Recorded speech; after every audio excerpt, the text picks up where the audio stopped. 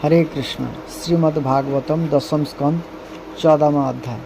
ब्रह्मा जी के द्वारा भगवान की स्तुति। ब्रह्मा जी ने स्तुति की, प्रभु एकमात्र आप ही स्तुति करने योग्य है। मैं आपके चरणों में नमस्कार करता हूँ।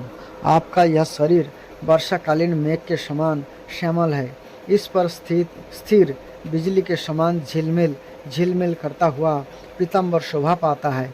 आपके गले में घुंघची की माला, कानों में मकराकृत कुंडल तथा सिर पर मोर पंख का मुकुट है। इन सब की कांति से आपके मुख पर अनोखी छटा छिटक रही है। वक्षस्थल पर लटकती हुई वनमाला और नन्ही सी हथेली पर दही भात का कौर, बगल में वेद और सिंगी तथा कमर की फेंट में आपकी पहचान बताने वाली बांसुरी शोभा पा रही है।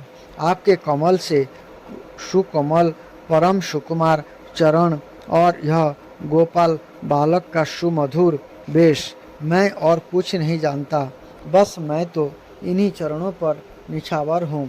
स्वयं प्रकाश परमात्मन आपका यह शिवविग्रह भक्त जनों की लालसा अभिलाषा पूर्ण करने वाला है।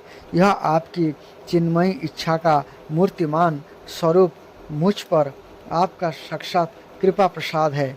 मुझे अनुग्रहित करने के लिए ही आपने इसे प्रकट किया है। कौन कहता है कि यह पंचभूतों की रचना है? प्रभु, यह तो अप्राकृत शुद्ध सत्वमय है।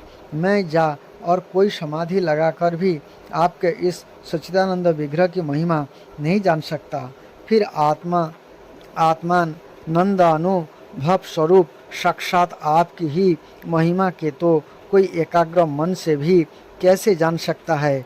प्रभु, जो लोग ज्ञान के लिए प्रयत्न ना करके अपने स्थान में ही स्थित रहकर केवल सत्संग करते हैं और आपके प्रेमी संत पुरुषों द्वारा गाई हुई आपकी लीला कथा का जो उन लोगों के पास रहने से अपने आप सुनने को मिलता है, शरीर वाणी और मन से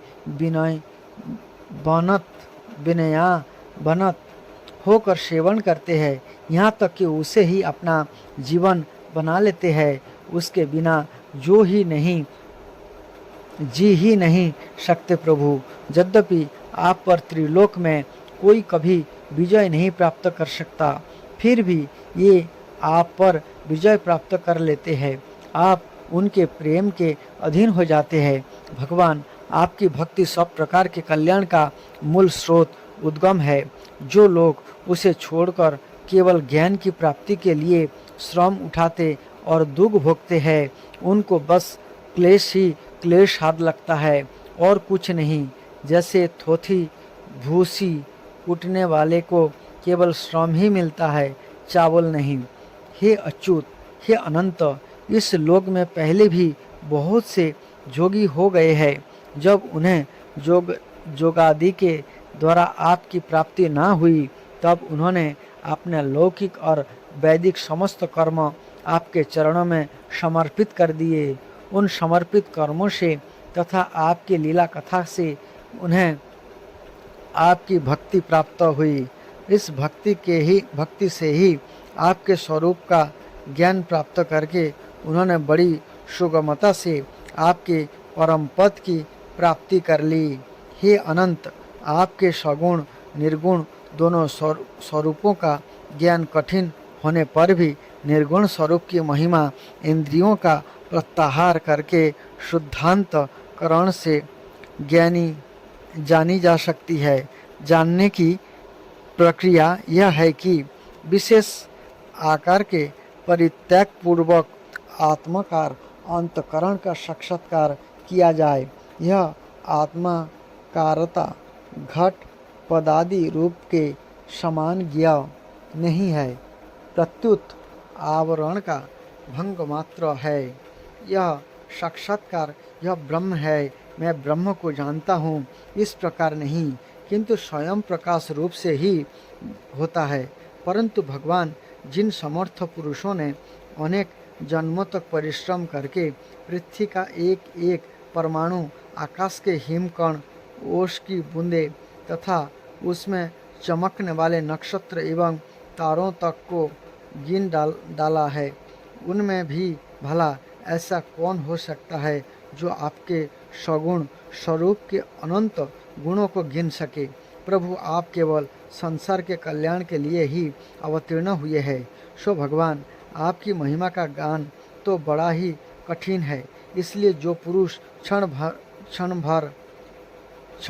क्षण पर बड़ी उत्सुकता से आपकी कृपा का ही भली भांति अनुभव करता रहता है और प्रारब्ध के अनुसार जो कुछ सुख या दुख प्राप्त होता है उसे निर्विकार मन से भोग लेता है, एवं जो प्रेम पूर्ण हृदय, गदगद वाणी और पुलकित शरीर से आपने को आपके चरणों में समर्पित करता रहता है, इस प्रकार जीवन व्यतीत करने वाला पुरुष ठीक वैसे ही आपके परम पद का अधिकारी हो जाता है जैसे आपने पिता की संपत्ति का पुत्र।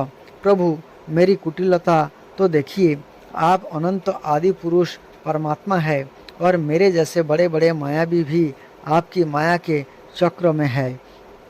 फिर भी मैंने आप पर अपनी माया फैलाकर अपना ऐश्वर्य देखना चाहा। प्रभु, मैं आपके सामने हूँ ही क्या आग के सामने चिंगारी की भी कुछ गिनती है। भगवान, मैं रजोगुण से उत्पन्न हुआ हूँ। आपके स्वरूप को मैं ठीक ठीक नहीं जानता। इसी से आपने को आपसे अलग संसार का स्वामी माने बैठा था। मैं अजन्मा जगत करता हूँ। इस मायाकृत मोह के घने अंधकार से मैं अंधा हो रहा था। इसलिए आप यह समझकर कि यह मेरा ही अधीन है, मेरा भृत्य है, इस पर कृपा करनी चाहिए। मेरा अपराध क्षमा कीजिए।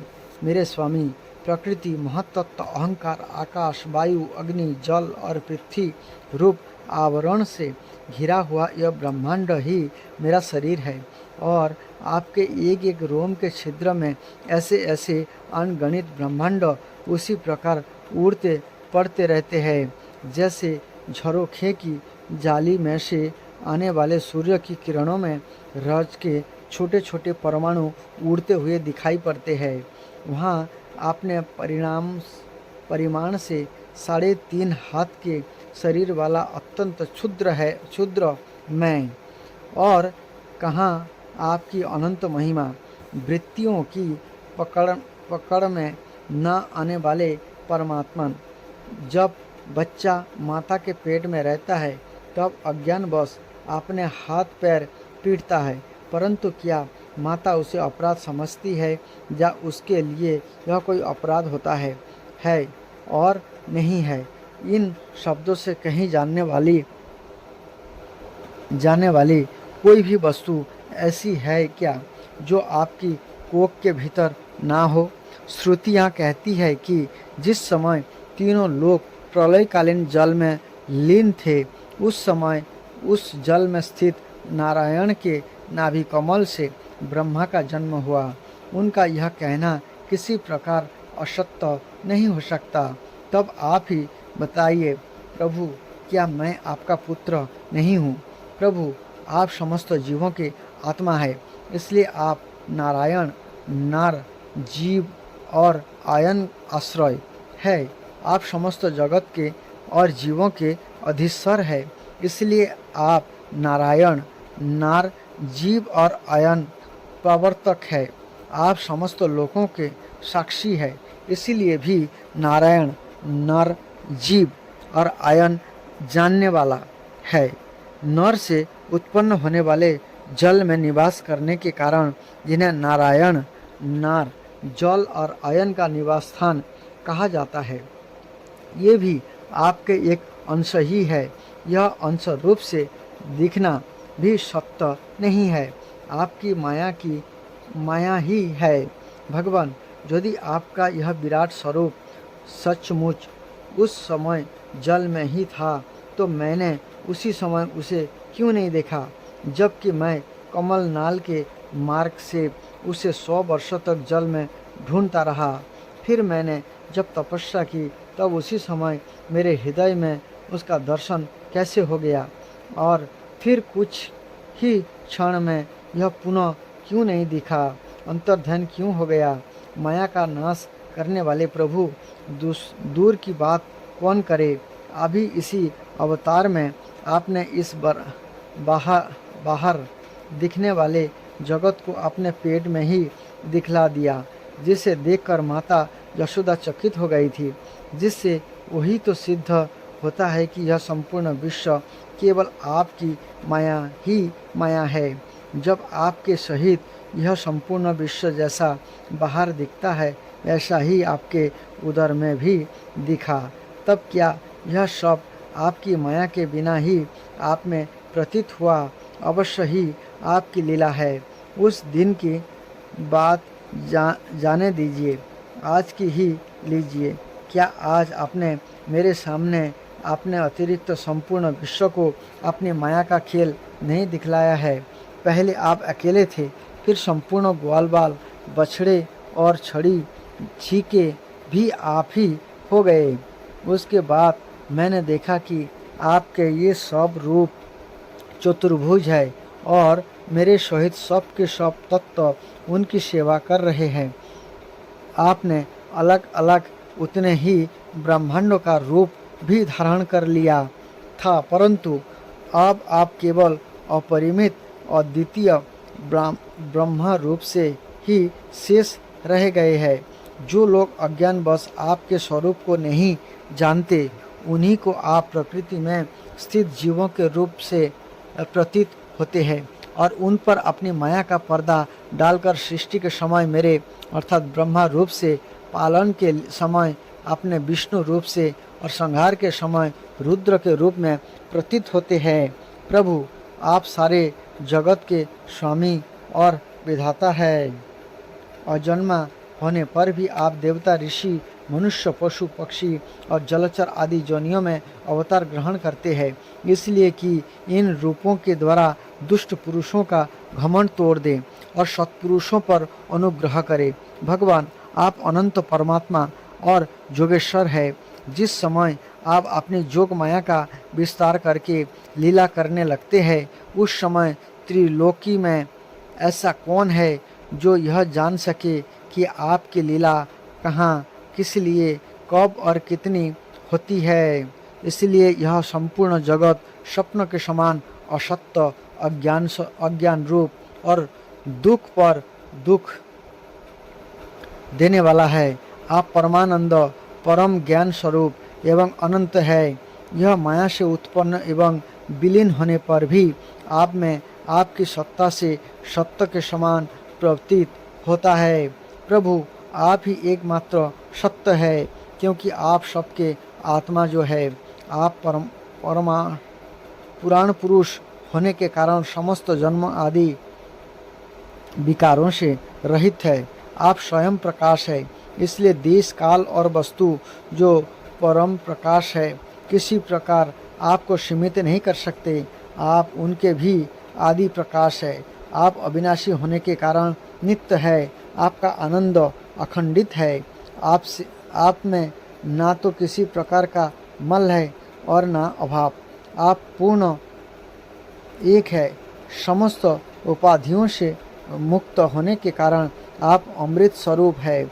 आपका यह ऐसा स्वरूप समस्त जीवों का ही अपना स्वरूप है, जो गुरु रूप सूर्य से तत्व ज्ञान रूप दिव्य दृष्टि प्राप्त करके उससे आपको अपने स्वरूप के रूप में साक्षात्कार कर लेते हैं। ये इस झूठे संसार सागर को मानो पार कर जाते हैं। संसार सागर के झूठा होने के कारण इससे पार जाना भी अविचार दशा की दृष्टि से ही है। जो पुरुष परमात्मा को आत्मा के रूप में नहीं जानते, उन्हें इस अज्ञान के कारण ही इस नाम रूपात्मक निखिल प्रपंच की उत्पत्ति का भ्रम हो जाता है, किंतु ज्ञान होते ही इसका आत्यंतिक प्रलय हो जाता है। जैसे रस्सी में भ्रम के कारण ही सांप की प्रतीति होती है और भ्रम के निवृत्ति होते ही उसकी निवृत्ति हो जाती है। संसार संबंधी बंधन और उससे मोक्ष, ये दोनों ही नाम अज्ञान से कल्पित है। वास्तव में ये अज्ञान के ही दो नाम है। ये सत्य और ज्ञान स्वरूप परमात्मा से भिन्न अस्तित्व नहीं रखते।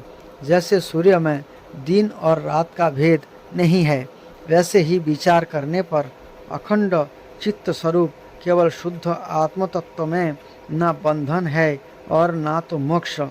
भगवान, कितने आश्चर्य की बात है कि आप है अपने आत्मा, पर लोग आपको पराया मानते हैं और शरीर आदि है पराये, किंतु उनको आत्मा मान बैठते हैं और इसके बाद आपको कहीं अलग ढूंढने लगते हैं। भला अज्ञानी जीवों का यह कितना बड़ा अज्ञान है। हे अनंत, आप तो सबके अंतःकरण में ही विराजमान है। इसलिए संत लोग आपके अतिरिक्त जो कुछ प्रतीत हो रहा है उसका परित्याग करते हुए अपने भीतर ही आपको ढूंढते हैं। क्योंकि यद्यपि रस्सी में सांप नहीं है, क्योंकि यद्यपि रस्सी में सांप नहीं है, फिर भी उस प्रतीयमान सांप को मिथ्या निश्चय किए बिना भला कोई सत्पुरुष सच्ची रस्सी को कैसे जान सकता है। अपने भक्तजनों के हृदय में स्वयं स्फुरित होने वाले भगवान, आपके ज्ञान का स्वरूप और महिमा ऐसा ही है उससे अज्ञान कल्पित जगत का नाश हो जाता है। फिर भी जो पुरुष आपके जुगल चरण कमलों का तनिक सा भी कृपा प्रसाद प्राप्त कर लेता है, उससे अनुग्रहित हो जाता है। वही आपकी सच्चिदानंदमयी महिमा का तत्व जान सकता है। दूसरा कोई भी ज्ञान वैराग्य आदि साधन रूप आपने प्रयत्न से बहुत काल तक कितना भी अनुसंधान करता रहे, वह आपकी महिमा का यथार्थ ज्ञान नहीं प्राप्त कर सकता। इसलिए भगवान, मुझे इस जन्म में, दूसरे जन्म में अथवा किसी पशु पक्षी आदि के जन्म में भी ऐसा सौभाग्य प्राप्त हो कि मैं आपके दासों में से कोई एक दास हो जाऊं और फिर आपके चरण कमलों की सेवा करूं। मेरे स्वामी, जगत के बड़े बड़े यज्ञ सृष्टि के प्रारंभ से लेकर आप तक आपको पूर्णतः तृप्त न कर सके, परंतु आपने ब्रज की गायों और ग्वालिनों के बछड़े एवं बालक बनकर उनके स्तनों का अमृत सा दूध बड़े उमंग से पिया है। वास्तव में उन्हीं का जीवन सफल है। यही अत्यंत धन्य है। ओहो, नंद आदि ब्रजवासी गोपों के धन्य भाग्य है। वास्तव में उनका अहोभाग्य है, क्योंकि परमानंद स्वरूप सनातन परिपूर्ण ब्रह्म आप उनके आपने सगे संबंधी और सुहित है। हे अच्युत, इन ब्रजवासियों के सौभाग्य की महिमा तो अलग रही।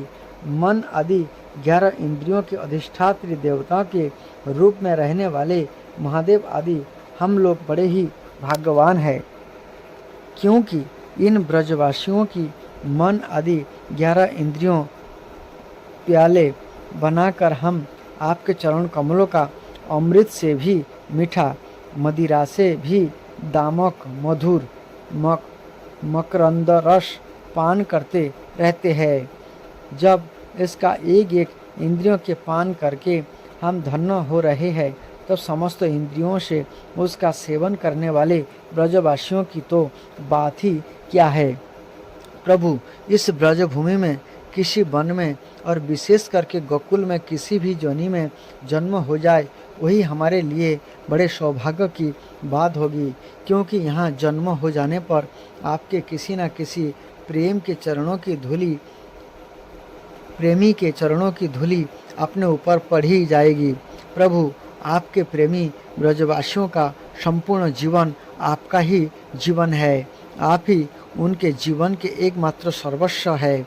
इसीलिए उनके चरणों की धूलि मिलना, आपके ही चरणों की धूलि मिलना है। और आपके चरणों की धूलि तो श्रुतियाँ भी अनादिकाल से आप तक ढूंढ ही रहे हैं। देवताओं के भी आराध्य देव प्रभु इन ब्रजवासियों को इनकी सेवा के बदले में आप क्या फल देंगे? संपूर्ण फलों के फलस्वरूप आपसे बढ़कर और कोई फल तो है ही नहीं। यह सोचकर मेरा चित्त मोहित हो रहा है। आप इन्हें अपना स्वरूप भी देकर ऋण नहीं हो सकते, क्योंकि आपके स्वरूप को तो उस पुतना ने भी अपने संबंधियों अघासुर बकासुर आदि के साथ प्राप्त कर लिया, जिसका केवल बेस ही साध्वी स्त्री का था, पर जो हृदय से महान क्रूर थी। फिर उन्होंने जिन्होंने अपने घर, धन, स्वजन, प्रिय, शरीर, पुत्र, प्राण और मन सब कुछ आपके ही चरणों में अर्पित कर दिया है, जिनका सब कुछ आपके ही लिए है, उन ब्रजवासियों को भी वही फल देकर आप कैसे ऋणी हो सकते हैं? सच्चिदानंद स्वरूप श्याम सुंदर तभी तक राग, देश आदि दोष चोरों के समान सर्वस्व अपहरण करते रहते हैं, तभी तक घर और उसके संबंधी कैद की तरह संबंध के बंधन में बांधे रखते हैं, और तभी तक मोह पैर की बेड़ियों की तरह जकड़े रखता है, जब तक जीव आपका नहीं हो जाता।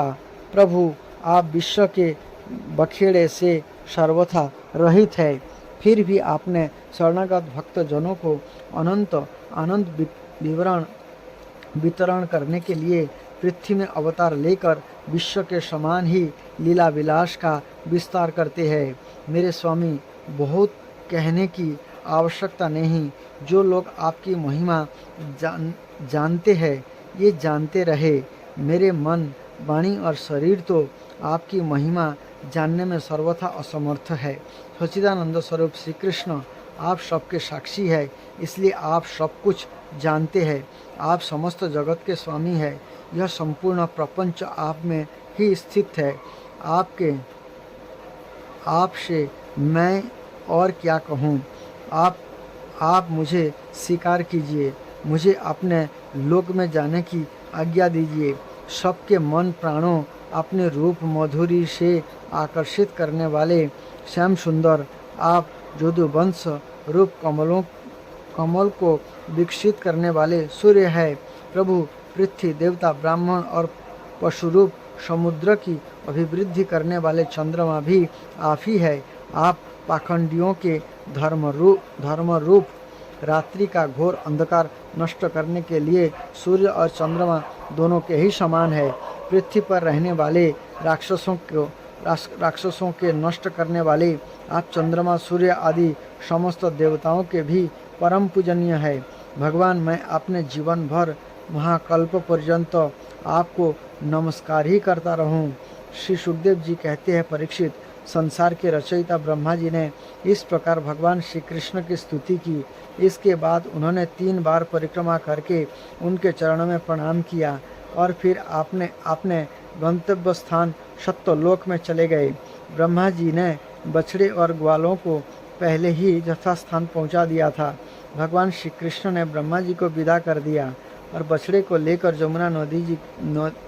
जमुना जी के पुलिन पर आए, जहां ये अपने सखा ग्वाल बालों को पहले छोड़ गए थे। परीक्षित, अपने जीवन सर्वस्व प्राण वल्लभ श्री कृष्ण के वियोग में यद्यपि 1 वर्ष बीत गया था, तथापि उन ग्वाल बालकों को यह समय आधे क्षण के समान जान पड़ा। क्यों न हो, ये भगवान की विश्व विमोहिनी जोग माया से मोहित जो हो गए थे। जगत के सभी जीव उसी माया से मोहित होकर शास्त्र और आचार्यों के बार बार समझाने पर भी अपने आत्मा को निरंतर भूल गए हैं। वास्तव में उस माया की ऐसी ही शक्ति है। भला उससे मोहित होकर जीव जहाँ क्या क्या नहीं भूल जाते हैं। परीक्षित, भगवान श्री कृष्ण को देखते ही ग्वाल वालों ने बड़ी उतावली से कहा, भाई तुम भले आए, स्वागत है स्वागत। अभी तो हमने तुम्हारे बिना एक कर भी नहीं खाया है। खाओ, इधर आओ, आनंद से भोजन करो, तब हंसते हुए भगवान ने ग्वाल बालों के साथ भोजन किया और उन्हें अघासुर के शरीर का ढांचा दिखाते हुए वन से ब्रज में लौट आए। श्री कृष्ण के सिर पर मोर पंख का मनोहर मुकुट और घुंघराले बालों में सुंदर सुंदर मोहकते हुए पुष्प गुथे रहे थे। नई नई रंगीन धातुओं से श्याम शरीर पर चित्रकारी की हुई थी। ये चलते समय रास्ते में उच्च स्वर से कभी बांसुरी, कभी पत्ते और कभी सिंगी बजाकर बाधोत्सवों में मग्न हो रहे हैं। पीछे पीछे ग्वालवाल उनकी लोक पावन कीर्ति का गान करते जा रहे हैं। कभी ये नाम ले लेकर अपने बछड़ों को पुकारते तो कभी उनके साथ लड़ाने लगते। मार्ग के दोनों ओर गोपियाँ खड़ी है। जब ये कभी तिरछे नेत्र से उनकी नज़र में नज़र मिला देते हैं तब गोपियाँ अनंत मधुर हो जाती है। इस प्रकार भगवान श्री कृष्ण ने गोष्ठ में प्रवेश किया। परीक्षित, उसी दिन बालकों ने ब्रज में जाकर कहा कि आज यशोदा मैया के लाडले नंदन ने वन में एक बड़ा भारी अजगर मार डाला है और इससे हम लोगों की रक्षा की है। राजा परीक्षित ने कहा, ब्राह्मण ब्रजवासियों के लिए श्री कृष्ण अपने पुत्र नहीं थे, दूसरे के पुत्र थे। फिर उनका श्री कृष्ण के प्रति इतना प्रेम कैसे हुआ? ऐसा प्रेम तो उनका अपने बालकों पर भी पहले कभी नहीं हुआ था। आप कृपा करके बतलाइए इसका क्या कारण है?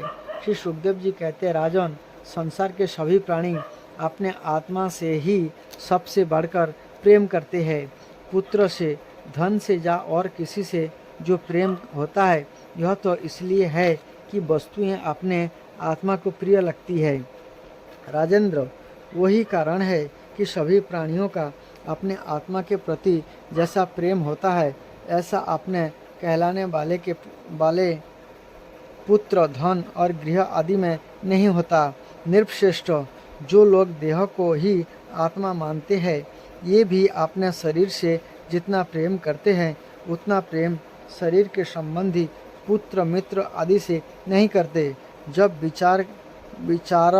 विचार के द्वारा यह मालूम हो जाता है कि वह शरीर मैं नहीं हूँ, यह शरीर मेरा है, तब इस शरीर से भी आत्मा के समान प्रेम नहीं रहता। वही कारण है कि वह देह के जीर्ण शीर्ण हो जाने पर भी जीने की आशा प्रबल रूप से बनी रहती है। इससे यह बात सिद्ध होती है कि सभी प्राणी अपने आत्मा से ही सबसे बढ़कर प्रेम करते हैं और उसी के लिए इस सारे चराचर जगत से भी प्रेम करते हैं। इन कृष्ण को ही तुम सब आत्मा का आत्मा समझो। संसार के कल्याण के लिए ही माया का आश्रय लेकर ये यहाँ देहधारी के समान जान पड़ते हैं। जो लोग भगवान श्री कृष्ण के वास्तविक स्वरूप को जानते हैं उनके लिए तो इस जगत में जो कुछ भी चराचर पदार्थ है तो अथवा इससे परे परमात्मा ब्रह्म नारायण आदि जो भक्त वत्सल रूप है सभी श्री कृष्ण स्वरूप ही है। श्री कृष्ण के अतिरिक्त और कोई प्राकृत अप्राकृत वस्तु है ही नहीं। सभी वस्तुओं का अंत श्री कृष्ण के अतिरिक्त और कोई प्राकृत अप्राकृतिक वस्तु है ही नहीं। सभी वस्तुओं का अंतिम रूप अपने कारण में स्थित होता है। इस कारण के भी परम कारण है भगवान श्री कृष्ण। तब भला बताओ किस वस्तु को श्री कृष्ण से भिन्न बतलाएं, जिन्होंने पूर्ण कीर्ति मुकुंद मुरारी के पद पल्लव की नौका का आश्रय लिया है, जो कि सत्पुरुषों का सर्वस्व है। उनके लिए यह भव सागर बछड़े के खूर के गड़े के समान है। उन्हें परम पद की प्राप्ति हो जाती है और उनके लिए विपत्तियों का निवास स्थान यह संसार नहीं रहता। परीक्षित, तुमने मुझसे पूछा था कि भगवान के 5वें वर्षों की लीला ग्वाल बालों ने 6ठे वर्षों में कैसे कही। उनका सारा रहस्य मैंने तुम्हें बतला दिया। भगवान श्री कृष्ण की ग्वाल बालों के साथ बनकीड़ा अघासुर को मारना, हरी हरी घास से युक्त भूमि पर बैठकर भोजन करना, अप्राकृत रूपधारी बछड़े और ग्वाल बालों का प्रकट होना और ब्रह्मा जी के द्वारा की हुई इस महान स्तुति को जो मनुष्य सुनता और कहता है उसको धर्म, अर्थ, काम और मोक्ष की प्राप्ति हो जाती है। परीक्षित, इस प्रकार श्री कृष्ण और बलराम ने कुमार अवस्था के अनुरूप आँख मिचोनी, सेतु बंधन, बंदरों की भांति उछलना कूदना आदि अनेकों लीलाएं करके अपनी कुमार अवस्था ब्रज में ही त्याग दी। ब्रह्मा द्वारा भगवान श्री कृष्ण की स्तुति कृष्ण बुक से, श्रील प्रभुपाद जी के द्वारा। ब्रह्मा ने कहा, हे भगवान, आप ही एकमात्र आराध्य परमेश्वर है, अतः मैं आपको विनीत प्रणाम करता हूँ और आपको प्रसन्न करने के लिए स्तुति कर रहा हूँ। आपका शरीर जलपूरित बादलों के रंग वाला है। आप अपने पीताम्बर से उद्भासित रजत रश्मि मंडल से चमचमा रहे हैं। मैं महाराज नंद के उन पुत्र को बारंबार सादर नमस्कार करता हूँ जो मेरे समक्ष शंख कुंडल तथा सिर में मोर पंखा धारण किए खड़े हैं। आपका मुख सुंदर है, आप मुकुट धारण किए हैं, वन फूलों की माला पहने हैं और हाथ में भोजन का एक ग्रास लिए खड़े हैं। आप हाथ में लकुट, बिगुल, सिंह तथा बंसी पकड़े हैं। आप लघु चरण कमल वाले भगवान हैं। हे प्रभु, लोग मुझे समस्त वैदिक ज्ञान का स्वामी कहते हैं और मुझे ही इस ब्रह्मांड का सृष्टा कहा जाता है, किंतु आप यह सिद्ध हो चुका है कि मैं आपको नहीं समझ सकता, भले ही आप बाल रूप में मेरे समक्ष उपस्थित है। आप अपने बाल मित्र तथा बछड़ों के साथ खेल रहे हैं, जिसकी यह अर्थ लगाया जा सकता है कि आपको पर्याप्त शिक्षा प्राप्त नहीं हुई है। आप एक गवाई बालक की भांति अपने हाथ में अपना भोजन लिए अपने बछड़े की खोज कर रहे हैं, तो भी आपके तथा मेरे शरीर में इतना अधिक अंतर है कि मैं आपकी शक्ति का अनुमान नहीं लगा सकता। जैसा कि मैं ब्रह्मा संहिता में पहले ही कह चुका हूँ, आपका शरीर भौतिक नहीं है। ब्रह्म संहिता में बताया गया है कि भगवान का शरीर आध्यात्मिक अर्थात चिन्मय है। भगवान के शरीर तथा उनमें कोई अंतर नहीं है। उनके शरीर का प्रत्येक अंग अन्य किसी अंग का कार्य संपन्न कर सकता है। ये वाला श्लोक है, अंगानि जस्व सकलेन्द्रिय वित्तिमंती पशयन्ति पान्ति कलयन्ति चिरम जगन्ति आनंद चिन्मय सदुज्जल विग्रहस्य गोविंदम आदिपुरुषम तमहम भजामि। भगवान अपने हाथों से देख सकते हैं, अपनी आँखों से सुन सकते हैं, अपने पाँवों से भेंट शिकार कर सकते हैं तथा मुख से सृष्टि उत्पन्न कर सकते हैं। ब्रह्मा ने आगे कहा, ग्वाल बाल के रूप में आपका जन्म भक्तों के लाभ हेतु हुआ है और यद्यपि मैंने आपके बछड़े तथा बालक चुराकर आपके चरण कमलों के प्रति अपराध किया है, किंतु मैं समझ सकता हूँ कि आपने मुझ पर दया की है। यह आपका दिव्य गुण है कि आप अपने भक्त के प्रति अत्यंत वत्सल रहते हैं, किंतु मैं अपने प्रति आपका स्नेह होते हुए भी आपकी शारीरिक शक्तियों की क्षमता का अनुमान नहीं लगा सकता। यह समझना होगा कि जब मैं इस ब्रह्मांड का परम पुरुष ब्रह्मा होकर बाल रूप भगवान के शरीर का अनुमान नहीं लगा सकता, तो फिर अन्य का क्या कहना। और यदि मैं आपके बाल शरीर की आध्यात्मिक शक्ति का अनुमान नहीं लगा सकता, तो फिर मैं आपकी दिव्य लीलाओं को कैसे समझ सकता हूँ। अतः जैसा कि भगवत गीता में कहा गया है कि जो कोई भगवान की दिव्य लीलाओं, उनके आविर्भाव तथा तिरोधान के विषय में थोड़ा भी समझ सकता है, वह इस भौतिक शरीर को त्यागने के बाद भगवान के धाम में प्रवेश करने का अधिकारी बन जाता है। इस कथन की पुष्टि वेदों में भी हुई है, जिनमें कहा गया है, भगवान को समझने में मात्र से ही कोई भी जन्म मृत्यु के चक्र से छूट सकता है। अतः मैं तो वही स्तुति करूँगा कि लोगों को चाहिए कि वे अपने चिंतन द्वारा आपको समझने का प्रयत्न ना करें।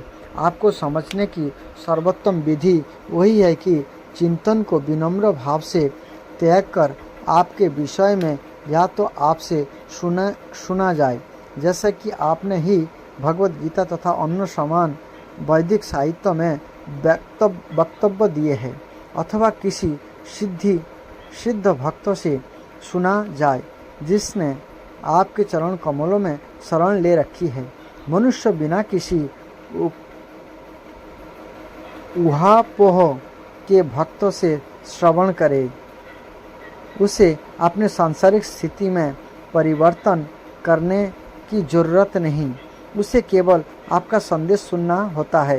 यद्यपि आप भौतिक इंद्रियों द्वारा ज्ञ नहीं है, किंतु केवल आपके विषय में श्रवण करने से अज्ञान के अंधकार को दूर किया जा सकता है। आप अपनी अनुकंपा से ही भक्तों के समक्ष प्रकट होते हैं। आप अन्य किसी साधन द्वारा अज्ञ है। भक्ति के बिना शुष्क ज्ञान आपकी खोज करने में समय का अपव्यय मात्र है। भक्ति इतनी महत्वपूर्ण है कि थोड़े से प्रयास से ही मनुष्य उच्चतम सिद्धि की अवस्था को प्राप्त हो सकता है। अतः मनुष्य को चाहिए कि भक्ति की कल्याण दायिनी विधि की अपेक्षा करके चिंतन विधि का प्रश्रय न ले। चिंतन द्वारा भले ही आपके दृश्य जगत का आंशिक ज्ञान प्राप्त हो ले, किंतु प्रत्येक वस्तु के मूल स्वरूप आपको समझ पाना संभव नहीं है। जो लोग केवल चिंतन में लगे रहते हैं, उनका आपको समझने का प्रयास करना समय का अपव्यय ही है। जैसे धान के लिए भूसे को पीटना। थोड़े से धान को चक्की में दलकर चावल के कुछ दाने प्राप्त किए जा सकते हैं, किंतु धान का छिलका भूसा तो पहले ही चक्की से पीस चुका होता है और भूसे की बड़ी मात्रा को पीटने से दाने नहीं निकलते। वही तो व्यर्थ का श्रम है। हे भगवान, मानव समाज के इतिहास में ऐसे अनेक उदाहरण प्राप्त है जबकि मनुष्य दिव्य पद प्राप्त न होने पर मन, वचन तथा कर्म से भक्ति में लगकर सिद्धि प्राप्त करके आपके धाम को जा सका है।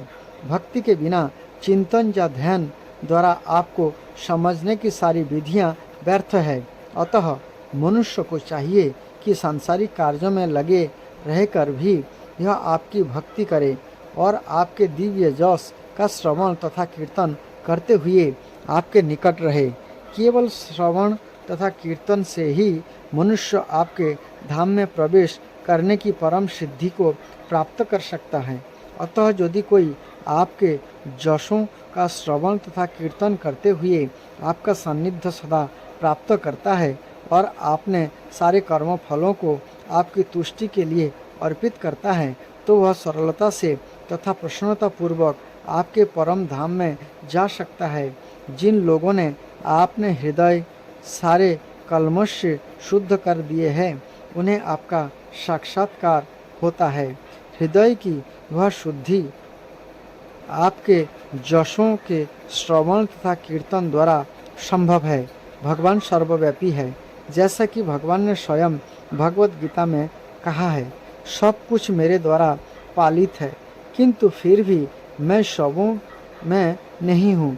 क्योंकि भगवान सर्वव्यापक है, अतः ऐसी कोई वस्तु नहीं है जिसका पता उन्हें ना हो।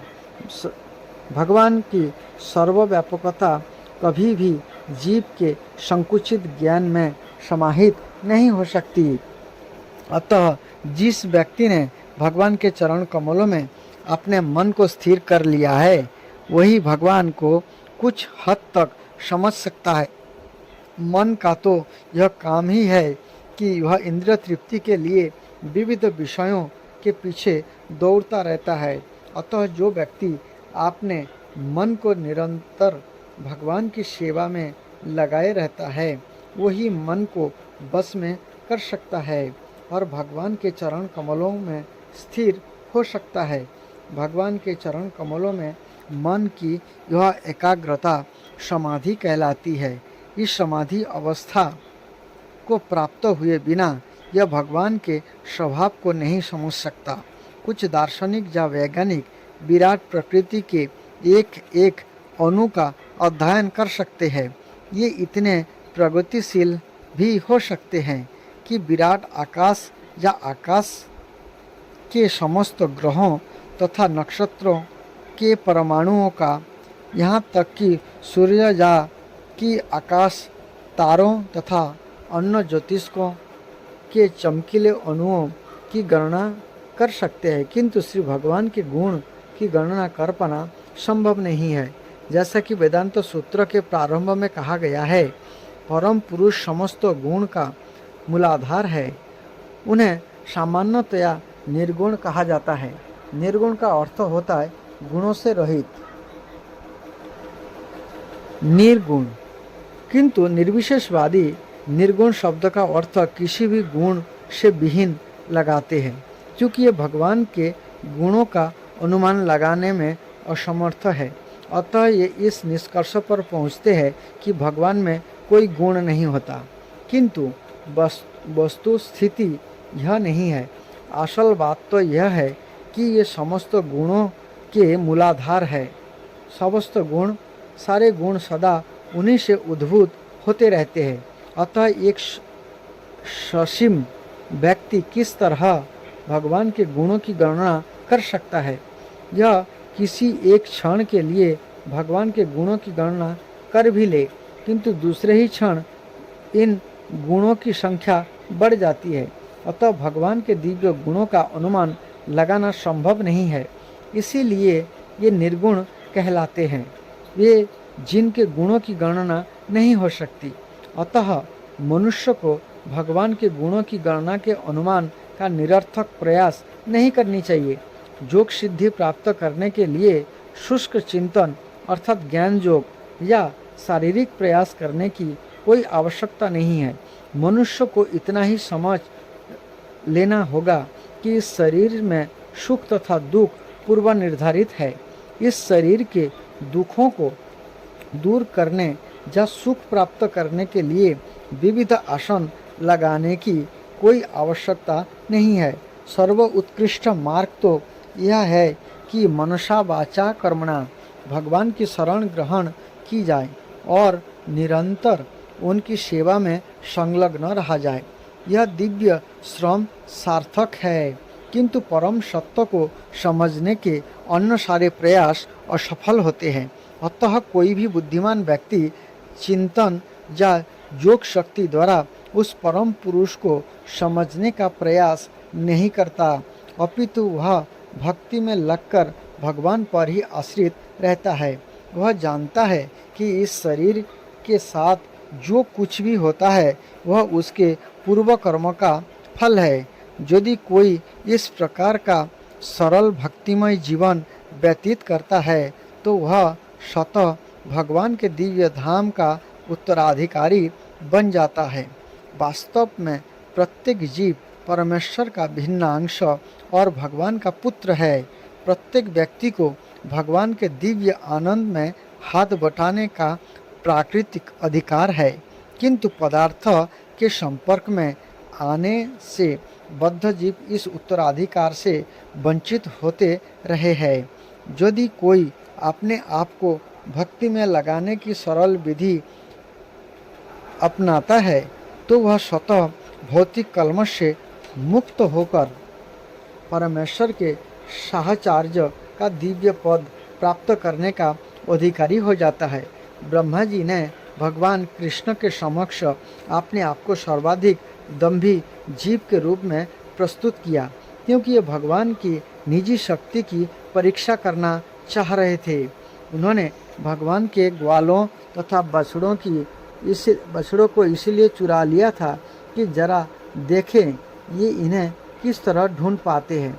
अपनी चाल के बाद ब्रह्मा ने वह स्वीकार किया कि उनका यह प्रयास अत्यंत धृष्ट था, क्योंकि वे आदि शक्ति के समक्ष अपनी शक्ति की परीक्षा लेने का प्रयत्न कर रहे थे। अपनी चेतना के लौटाने पर ब्रह्मा ने देखा कि यद्यपि ये इस संसार के अन्य समस्त जीवों की नज़रों में अत्यंत शक्तिमान प्राणी है, किंतु भगवान के बल तथा शक्ति की तुलना में उनकी शक्ति कुछ भी नहीं है। इस भौतिक जगत के विज्ञानियों ने परमाणु हथियार जैसे आश्चर्यों की खोज कर ली है, और जब इनका परीक्षण किसी नगर या इस लोक के किसी नगण्य स्थान में किया जाता है तो ऐसे शक्तिशाली हथियारों से तथाकथित तहलका मच जाता है। किंतु यदि इन परमाणु हथियारों का परीक्षण सूर्य में है तो इनकी क्या महत्ता रह जाएगी, ये यहाँ पर नगण्य है। इसी प्रकार ब्रह्मा द्वारा श्री कृष्ण के बछड़ों तथा ग्वालों का चुराया जाना उनकी योग शक्ति का विस्मयकारी प्रदर्शन भले ही लगा हो, किंतु जब श्री कृष्ण ने अपनी विस्तृत शक्ति का प्रदर्शन नाना बछड़ों तथा बालकों के रूप में किया और बिना प्रयास के उन सब का भरण किया, तो ब्रह्मा की समझ में आ गया कि उनकी अपनी शक्ति कितनी नगण्य है। ब्रह्मा ने भगवान कृष्ण को अच्युत कहकर संबोधित किया, क्योंकि भगवान अपने भक्तों द्वारा की गई छोटी से छोटी सेवा को भी नहीं भूल पाते। ये अपने भक्तों के प्रति इतने दयालु तथा वत्सल है कि वे उनके द्वारा संपन्न थोड़ी सी सेवा को भी बड़ा करके मानते हैं। ब्रह्मा ने निश्चय ही भगवान की अत्यधिक सेवा की थी। इस विशेष ब्रह्मांड का भार संभालने वाले परम पुरुष कृष्ण के ये निस्संदेह आज्ञाकारी दास है, अतः ये कृष्ण को प्रसन्न कर सके। उन्होंने भगवान से कहा कि वे इन्हें अपनी अधीनस्थ दास समझकर उनकी छोटी से छोटी भूल तथा धृष्टता को क्षमा कर दे।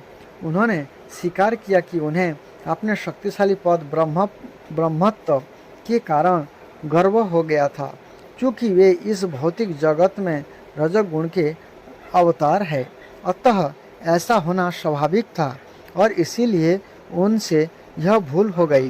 किंतु ब्रह्मा जी आशा करते थे कि चूंकि ये भगवान के अधीनस्थ थे, अतः भगवान कृष्ण उन पर कृपा करेंगे और इस भारी भूल के लिए उसे क्षमा कर देंगे। ब्रह्मा को अपनी वास्तविक स्थिति का बोध हुआ। निश्चय ही वे इस ब्रह्मांड के परम शिक्षक हैं और इस भौतिक प्रकृति के निर्माण के लिए उत्तरदायी है। जो अहंकार आकाश, वायु, अग्नि, जल तथा पृथ्वी आदि संपूर्ण भौतिक शक्ति से युक्त है, ऐसा ब्रह्मांड विराट होते हुए भी मापा जा सकता है। जिस प्रकार की हमारा शरीर 7 बित्ते का मापा जाता है, सामान्यतः प्रत्येक मनुष्य के शरीर की माप 7 बित्ते अर्थात 3.5 हाथ परिगणित की जाती है। भले ही यह ब्रह्मांड एक विराट शरीर के समान दिखाई दे, किंतु इसकी माप ब्रह्मा के 7 बित्ते ही है। इस ब्रह्मांड के अतिरिक्त भी अन्य असंख्य ब्रह्मांड है जो इस ब्रह्मा के अधिकार क्षेत्र के बाहर है।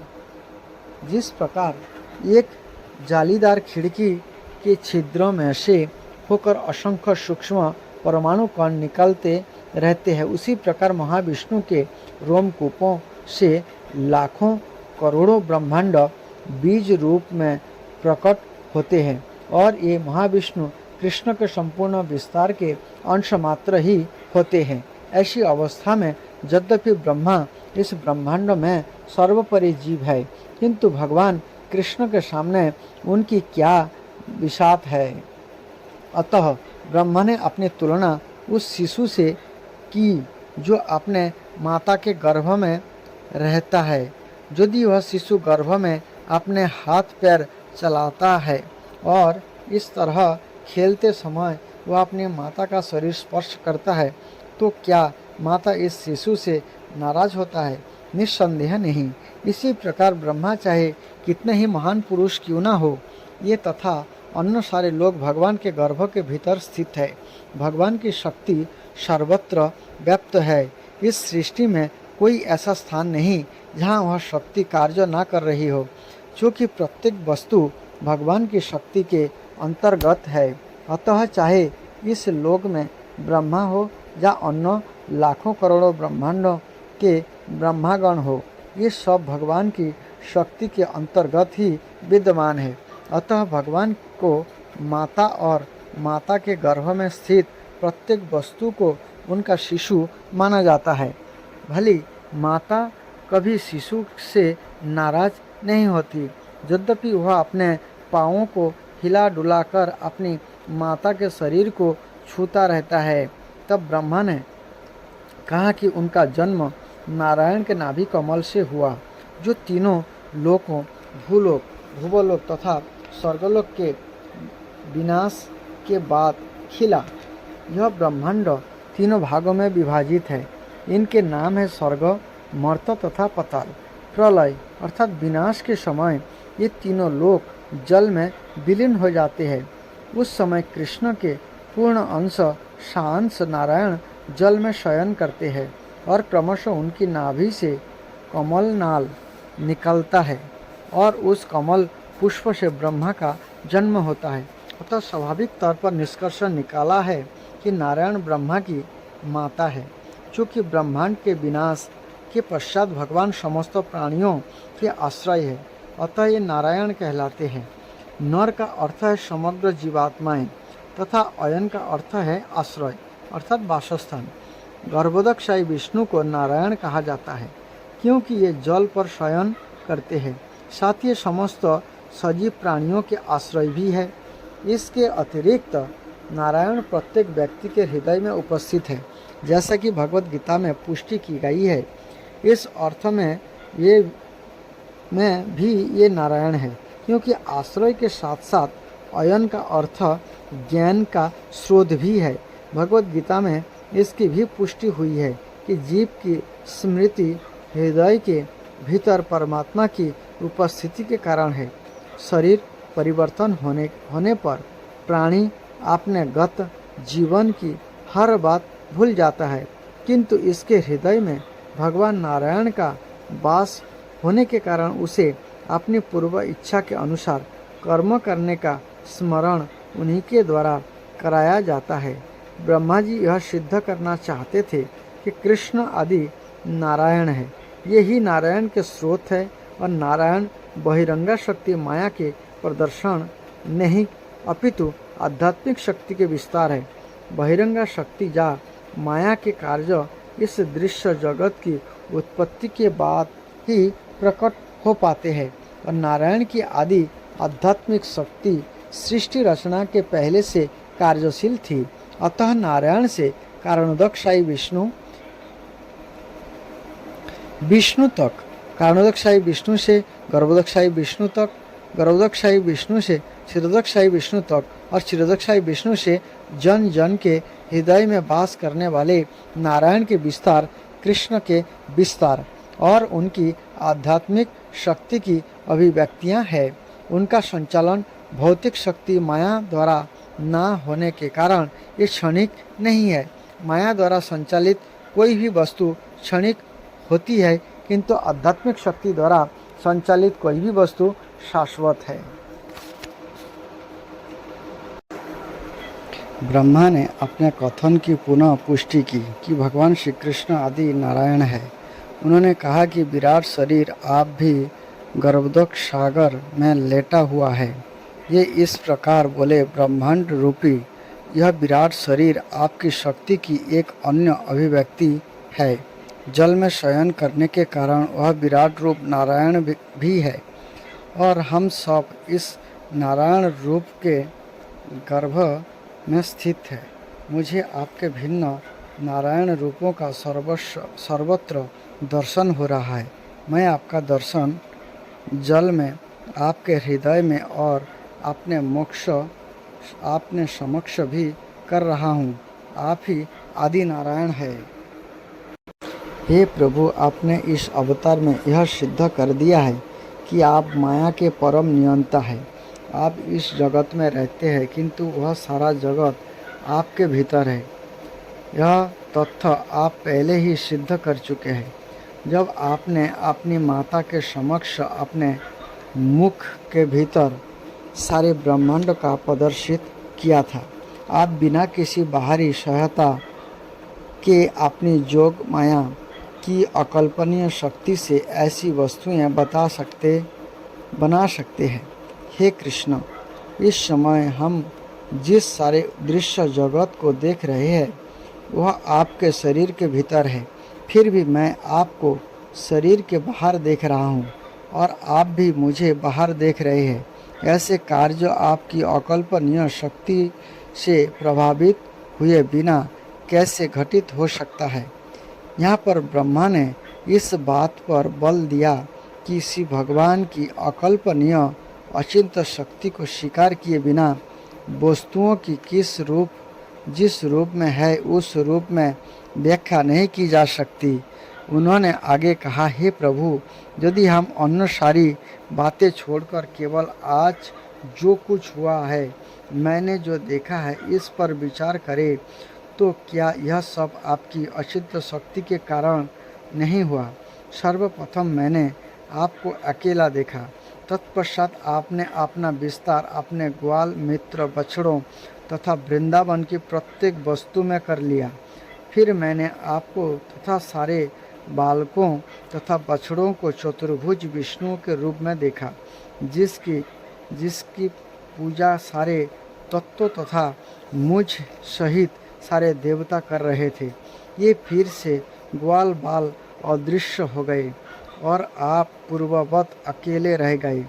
क्या इसका आशय यह नहीं है कि आप परमेश्वर नारायण हैं, जो प्रत्येक वस्तु के आदि है तथा सभी वस्तुएं आपसे निकलती है और पुनः आप में प्रवेश करती है और आप जैसे के तैसे बने रहते हैं।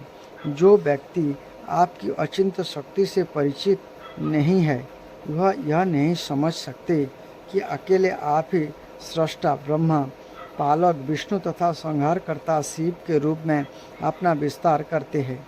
जो लोग वस्तुओं को ठीक ठीक नहीं जानते, ये मुझे ब्रह्मा को सृष्टा, विष्णु को पालक तथा शिव को संहारकर्ता के रूप में समझते हैं। वास्तव में आप ही सब कुछ है, सृष्टा, पालक तथा संहारता। इसी प्रकार आप अपना विस्तार विभिन्न अवतारों के रूप में करते हैं। देवताओं में आप वामन देव के रूप में, महान ऋषियों में परशुराम के रूप में और मनुष्य में आप स्वयं के रूप में भगवान कृष्ण अथवा भगवान राम के रूप में, पशुओं में वराह रूप में तथा जलचरों में मत्स्य के रूप में अवतरित होते हैं। फिर भी आपका कोई स्वरूप नहीं है, आप शाश्वत है। आपका प्राकट्य तथा तिरोधान आपकी अचिंत शक्ति से भक्तों को सुरक्षा प्रदान करने तथा असुरों के विनाश के लिए होता है। हे भगवान, हे सर्वव्यापी भगवान, हे परमात्मा, हे समस्त योग शक्तियों के नियंता, इन तीन जगतों में आपकी दिव्य लीलाओं का सही आकलन करने में कोई भी व्यक्ति समर्थ नहीं है। कोई इसका अनुमान नहीं लगा सकता कि आपने अपनी जोग माया तथा अवतारों का कैसे विस्तार किया और आप अपने दिव्य शक्ति से किस प्रकार कार्य करते हैं। हे भगवान, यह सारा दृश्य जगत स्वप्न तुल्य है और इसका क्षणिक अस्तित्व मन को विचलित कर देता है। फलतः हम इस जगत में चिंताओं से परिपूर्ण रहते हैं और इस भौतिक जगत में रहने का अर्थ है मात्र दुख और क्लेश, और इस जगत का क्षणिक अस्तित्व मोहक तथा प्रिय लगता है क्योंकि वह आपके सच्चिदानंद शरीर से उत्पन्न है। अतः मैं इस निष्कर्ष पर पहुँचा हूँ कि आप परमात्मा, परम सत्य तथा आदि पुरुष है, और यद्यपि आपने अपनी अचिंत दिव्य शक्तियों के द्वारा आपने आपको अनेक विष्णु रूपों या जीवों तथा शक्तियों में विस्तारित कर रखा है, किंतु आप परम अद्वितीय है, आप परम परमात्मा है असंख्य जीव मूल अग्नि के स्फुलिंग मात्र की भांति है। हे भगवान, परमात्मा को निर्गुण मानना असत्य है, क्योंकि मैं देख रहा हूँ कि आप ही आदि पुरुष है। एक अल्पज्ञ व्यक्ति सोच सकता है कि महाराज नंद के पुत्र होने के कारण आप आदि पुरुष नहीं है और एक मनुष्य की भांति उत्पन्न हुए हैं, किंतु ये सब भूल रहे हैं। आप वास्तविक आदि पुरुष है, ऐसा मेरा निष्कर्ष है। आप नंद के पुत्र होकर भी आदि पुरुष है और इसमें कोई संदेह नहीं है। आप परम सत्य है और इस भौतिक अंधकार से संबंध नहीं है। आप मूल ब्रह्मज्योति तथा सूर्य, चंद्र एवं नक्षत्र जैसे भौतिक ज्योतिषों के स्रोत है। आपका दिव्य तेज ब्रह्मज्योति के समरूप है। जैसा कि ब्रह्म संहिता में कहा गया है, ब्रह्मज्योति और कुछ न होकर साक्षात आपका शारीरिक तेज है। विष्णु के अनेक अवतार है और आपके विभिन्न गुणों के भी अवतार है, किंतु ये सब अवतार समान स्तर के नहीं है। आप आदि दीपक है। अन्य अवतारों में भी आदि दीपक जैसा प्रकाश शक्ति अच्छा कैंडल पावर हो सकता है, किंतु आदि दीपक सारे प्रकाश का शुभारंभ है। और चूँकि आप इस भौतिक जगत से उद्भूत नहीं है, अतः आपका अस्तित्व इस जगत के संहार के बाद भी इसी रूप में बना रहेगा।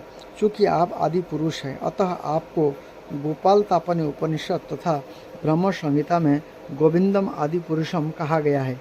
गोविंद आदि पुरुष और सब कारणों के कारण है। भगवत गीता में भी कहा गया है कि आप ही ब्रह्म तेज के स्रोत है। किसी को यह निष्कर्ष नहीं निकालना चाहिए कि आपका शरीर किसी सामान्य भौतिक शरीर के समान है। आपका शरीर अक्षर है। भौतिक शरीर सदा ही त्रिविध तापों से पूर्ण रहता है, किंतु आपका शरीर सच्चिदानंद विग्रह है, अर्थात आनंद, ज्ञान तथा अमरता से पूर्ण है। आप निरंजन भी है, क्योंकि आपकी लीलाएं चाहे वे जशोदा के नन्हे पुत्र के रूप में हो या गोपियों के प्रेमी के रूप में हो, कभी भौतिक गुणों से कलुषित ग्रस्त नहीं होती। यद्यपि आपने अनेक ग्वालों बछड़ों के रूप में अपने आप को प्रदर्शित किया है, किंतु इससे आपकी दिव्य शक्ति कम नहीं हुई। आप सदैव पूर्ण रहते हैं, जैसा कि वैदिक साहित्य में वर्णित है। यदि पूर्ण परम सत्य में से पूर्ण घटाया भी जाए तो भी पूर्ण परम सत्य ही शेष बचता है। और यद्यपि पूर्ण के अनेक विस्तार देखने में आते हैं, पूर्ण अद्वितीय ही रहता है। क्योंकि आपकी सारी लीलाएं आध्यात्मिक है, अतः प्रकृति के गुणों द्वारा उनके कलमशग्रस्त होने की कोई संभावना नहीं रहती। अतः जब आप अपने पिता नंद तथा माता जशोदा के अधीन रहते हैं तो आपकी शक्ति घटती नहीं। यह आपके भक्तों के प्रति आपके वात्सल्य की अभिव्यक्ति है। आपके अतिरिक्त आपसे स्पर्धा करने वाला कोई अन्य नहीं है। अल्पज्ञ व्यक्ति समझता है कि आपकी लीलाएं तथा आविर्भाव केवल भौतिक उपाधियां हैं। आप अज्ञान तथा ज्ञान से परे हैं। जैसा कि गोपाल तापनी उपनिषद से पुष्टि होती है, आप मूल अमृत है, अक्षय है। जैसा कि वेदों में पुष्टि हुई है, अमृतम शाश्वतम ब्रह्म नित्य प्रत्येक व्यक्ति की परम उत्पत्ति है, जिसका ना तो जन्म होता है न मृत्यु। उपनिषदों में कहा गया है कि परब्रह्म सूर्य के समान तेजस्वी तथा प्रत्येक वस्तु का मूल है, और जो कोई भी उस मूल पुरुष को समझ सकता है वह भौतिक बद्ध जीवन से मुक्त हो जाता है। जो भी भक्ति द्वारा आप में अनुरक्त हो सकता है, वही आपकी वास्तविक स्थिति, आपका जन्म, प्रादुर्भाव, तिरोधान तथा कार्यकलाप जान सकता है। जैसा कि भगवत गीता में पुष्टि की गई है, आपकी बात स्वाभाविक स्थिति, प्रादुर्भाव तथा तिरोधान को जान लेने से ही मनुष्य तुरंत इस शरीर को त्याग कर आध्यात्मिक लोक को प्राप्त होता है। अतः भौतिक अज्ञान के सागर को तरने के लिए बुद्धिमान मनुष्य आपके चरण कमलों की शरण ग्रहण करता है और अत्यंत सुगमतापूर्वक आध्यात्मिक जगत को चला जाता है। ऐसे अनेक तथाकथित ध्यानी है जिन्हें यह पता नहीं है कि आप परम आत्मा है।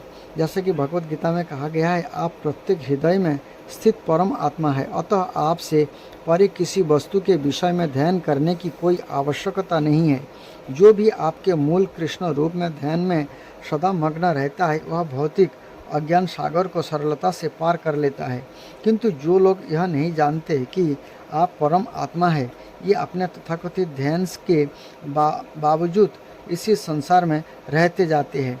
यदि कोई मनुष्य आपके भक्त की संगति से यह जान पाता है कि भगवान कृष्ण ही आदि परमात्मा है, तो इसके लिए भौतिक अज्ञान सागर को पार कर पाना संभव होता है।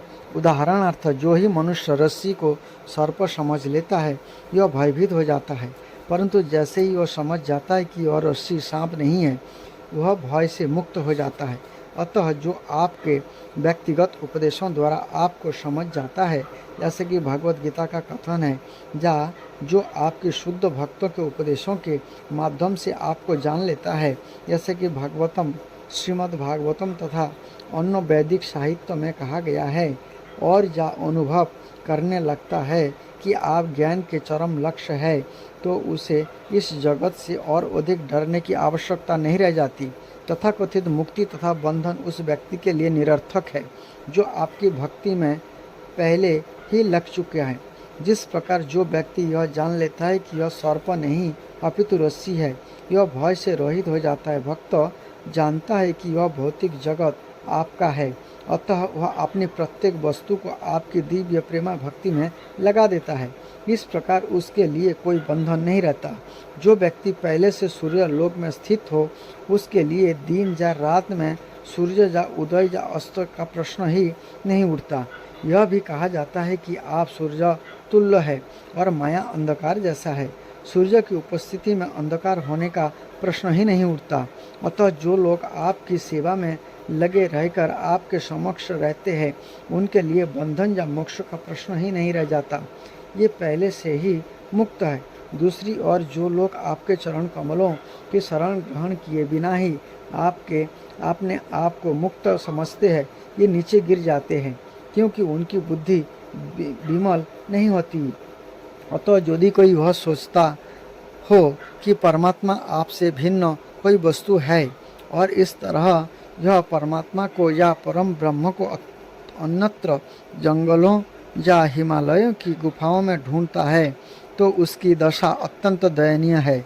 भगवत गीता में आपने उपदेश दिया है कि मनुष्य को आत्म साक्षात्कार की अन्य समस्त विधियों का परित्याग करके केवल आपकी शरण ग्रहण करनी चाहिए, क्योंकि वही पूर्ण है। क्योंकि आप हर प्रकार से सर्वोपरि है, अतः जो लोग ब्रह्म तेज की खोज में है, ये भी आपको ही खोजते हैं, और जो लोग परमात्मा के साक्षात्कार की खोज में है, ये भी आपको ही खोजते रहते हैं। आपने भगवत गीता में कहा है कि आप स्वयं अपने आंशिक निरूपण से परमात्मा के रूप में इस दृश्य भौतिक जगत में प्रवेश किए हुए हैं। आप हर एक के हृदय में उपस्थित हैं और परमात्मा को अन्यत्र कहीं ढूंढने की आवश्यकता नहीं है। यदि कोई ऐसा करता है तो यह अज्ञान वश करता है। आप हर एक के हृदय में उपस्थित है और परमात्मा को अन्यत्र कहीं ढूंढने की आवश्यकता नहीं है। यदि कोई ऐसा करना है तो अज्ञान वश करता है। जो ऐसी स्थिति से ऊपर है, वह जानता है कि आप असीम है, आप भीतर भी है तथा बाहर भी, अतः आप सर्वत्र है।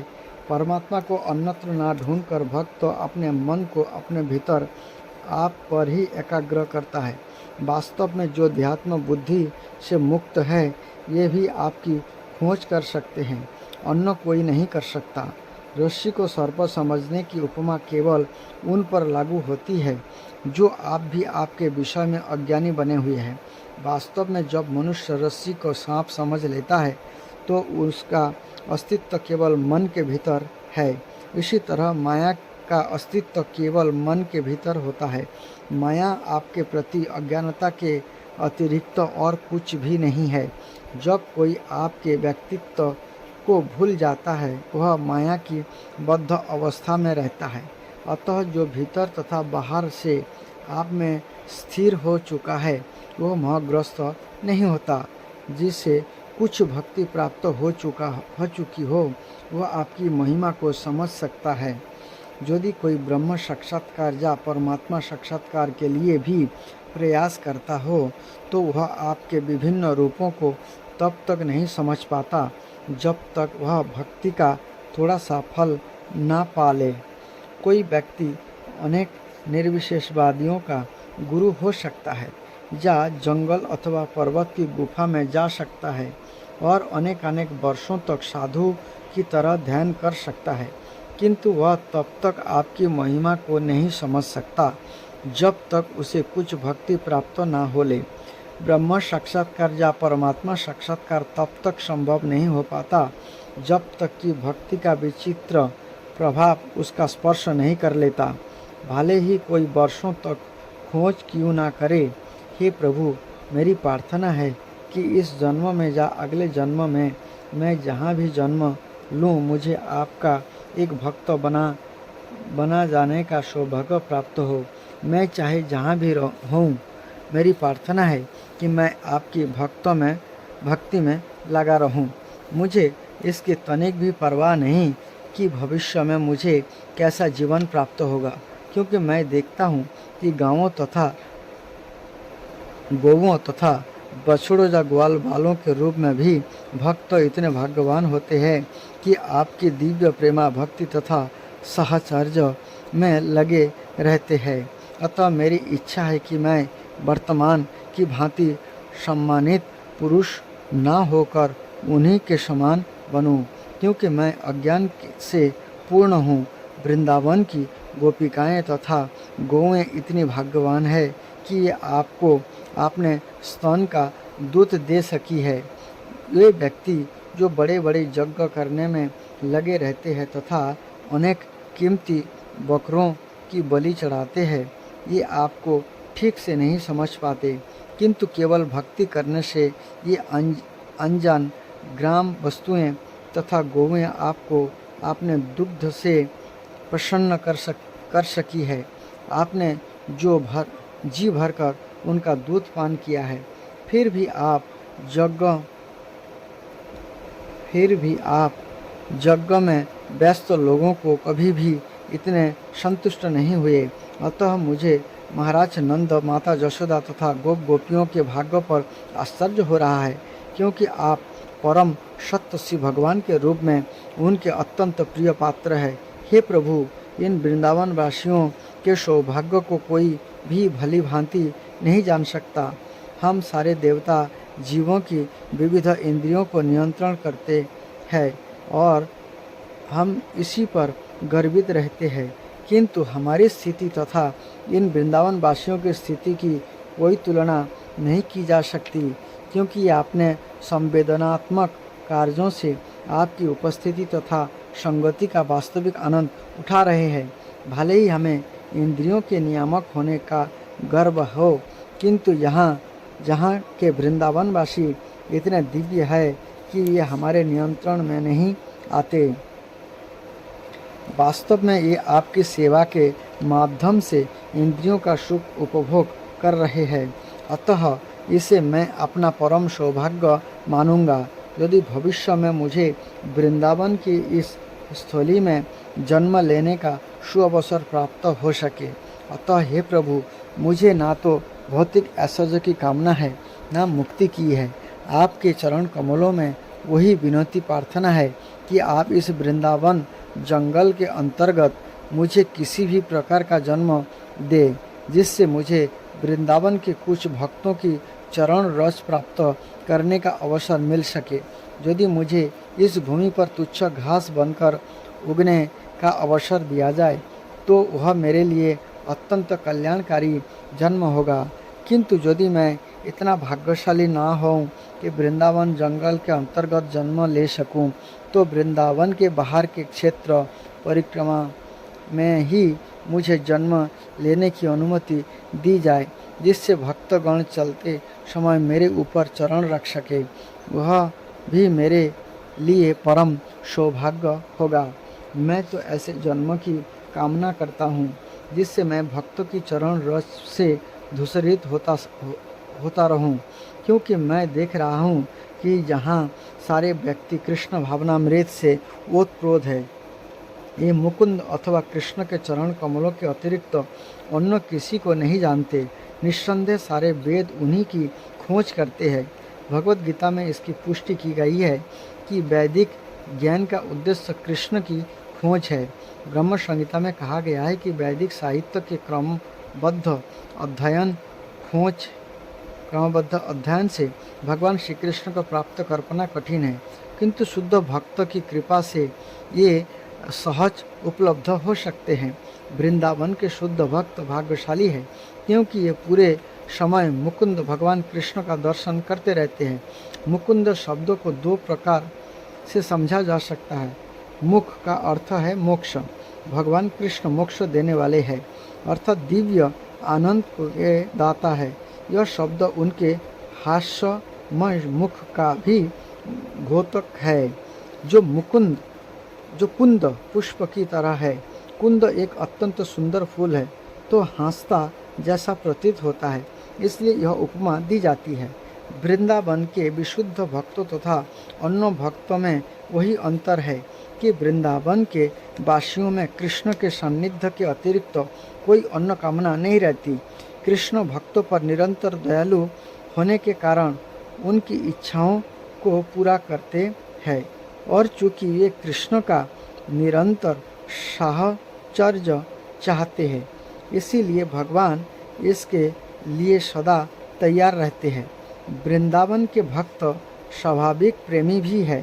उन्हें विविध विधि विधानों के पालन करने की आवश्यकता नहीं पड़ती, क्योंकि उनमें पहले से कृष्ण के लिए दिव्य प्रेम विकसित रहता है। इन विविध विधि विधानों की आवश्यकता उन लोगों को पड़ती है जिन्होंने इस स्वाभाविक प्रेम की स्थिति प्राप्त नहीं की है।